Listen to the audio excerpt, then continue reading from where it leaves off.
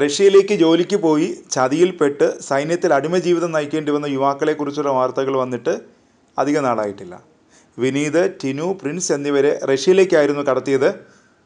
Security helper ജോലിക്കാണ് ഇവരെ റഷ്യയിലെത്തിച്ചത്. എന്നാൽ റഷ്യയിലെത്തിയപ്പോൾ യുക്രൈനുമായുള്ള യുദ്ധത്തിൽ പങ്കെടുപ്പിക്കാനായിരുന്നു കൊണ്ടുപോയത്.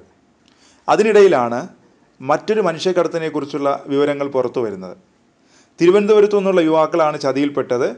ചൈനയിലേക്കാണ് യുവാക്കളെ കടത്തിയത്. പതിവ് പോലെ ജോലി വാഗ്ദാനം ചെയ്താണ് യുവാക്കളെ ചൈനയിൽ എത്തിച്ചത്. എന്നാൽ റഷ്യയിലേക്കുള്ള മനുഷ്യക്കടത്തിനേക്കാൾ അമ്പരപ്പിക്കുന്നതാണ് പുതിയ സംഭവം. തിരുവനന്തപുരം പൂന്തറയിൽ നിന്നുള്ള യുവാക്കളാണ് ചതിയിൽപ്പെട്ടത്. 15ഓളം യുവാക്കളാണ് തട്ടിപ്പിനിരയായി ചൈനയിലെത്തിയത്. ചൈനയിൽ യുവാക്കൾ കഴിയുന്നത് അഭയാർത്ഥി ക്യാമ്പുകളാണ്. തട്ടിപ്പിൻ്റെ വിവരം പുറത്തറിയുന്നത് 3 യുവാക്കൾ ചൈനയിൽ നിന്ന് തിരിച്ചെത്തിയതോടെയാണ്.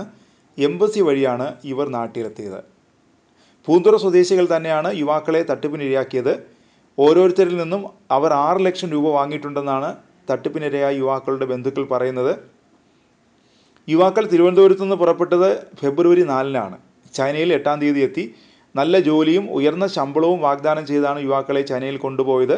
എന്നാൽ ഇവർക്ക് ജോലിയിൽ കയറാൻ പറ്റിയില്ല. ഇതോടെയാണ് തട്ടിപ്പിനിരയായെന്ന് യുവാക്കൾക്ക് മനസ്സിലായത്. നാട്ടിലെത്തിയ യുവാക്കൾ മെയ് 19 വരെ അഭയാർത്ഥി ക്യാമ്പിലാണ് കഴിഞ്ഞത്. ഭക്ഷണം കഴിക്കാൻ പോലും കഴിയാതെ വന്നപ്പോഴാണ് യുവാക്കൾ ബന്ധുക്കളെ വിളിച്ചത്.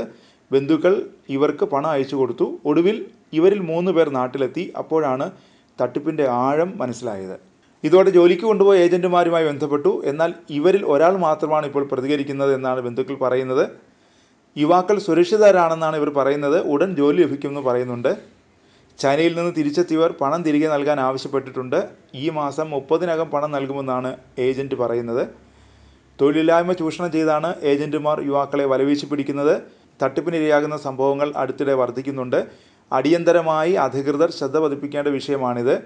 അതിനിടെ തൊഴിൽ തേടി അബുദാബിയിൽ നിന്ന് തായ്ലൻഡിലെത്തിയ മലപ്പുറം വള്ളിക്കാപ്പറ്റ സ്വദേശികളായ യുവാക്കളെ തട്ടിക്കൊണ്ടുപോയി സായുധ സംഘം തടവിലാക്കിയ വാർത്തയും പുറത്തു വന്നു. യുവാക്കളിപ്പോൾ മ്യാൻമാറിലെ ഓൺലൈൻ തട്ടിപ്പ് സംഘങ്ങളുടെ കസ്റ്റഡിയിലാണെന്നാണ് ബന്ധുക്കൾക്ക് ലഭിച്ച വിവരം. മാർച്ച് 27-നാണ് വള്ളിക്കാപ്പറ്റ സ്വദേശികളായ ഷുഹൈബ്, സഫീർ എന്നിവർ സന്ദർശന വിസയിൽ ദുബൈയിലെത്തിയത്. പിന്നീട് തായ്ലൻഡ് ആസ്ഥാനമായ കമ്പനിയിൽ ജോലി ഒഴിവുണ്ടെന്നറിഞ്ഞ് അപേക്ഷ നൽകി. ഓൺലൈൻ അഭിമുഖത്തിന് ശേഷം ജോലി ലഭിച്ചതായുള്ള അറിയിപ്പും തായ്ലൻഡിലേക്കുള്ള വിമാന ടിക്കറ്റും എത്തി. ഇരുവരും ഈ മാസം 22-നാണ് തായ്ലൻഡിലെ സുവർണഭൂമി വിമാനത്താവളത്തിലെത്തിയത്.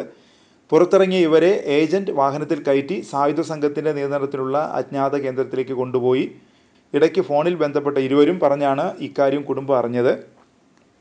മലയാളികൾ ഉൾപ്പെടെ നിരവധി ആളുകൾ ഇവരുടെ കെണിയിൽപ്പെട്ടിട്ടുണ്ടെന്നാണ് യുവാക്കൾ വീട്ടുകാരെ അറിയിച്ചിട്ടുള്ളത്. ഇരുവരുടെയും മോചനത്തിന് വേണ്ടിയുള്ള ശ്രമങ്ങളും നടക്കുന്നുണ്ട്.